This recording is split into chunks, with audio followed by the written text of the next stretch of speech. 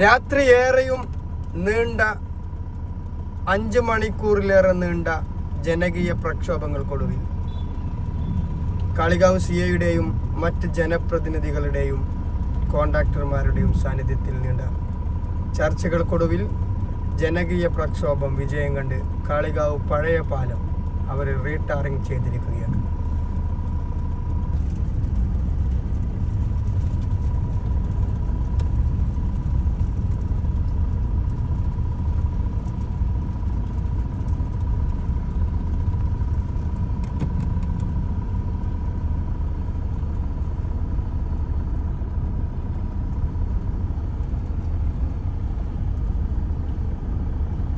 Patch work അല്ല കേട്ടോ, full tar ചെയ്തൊക്കെയാണ്.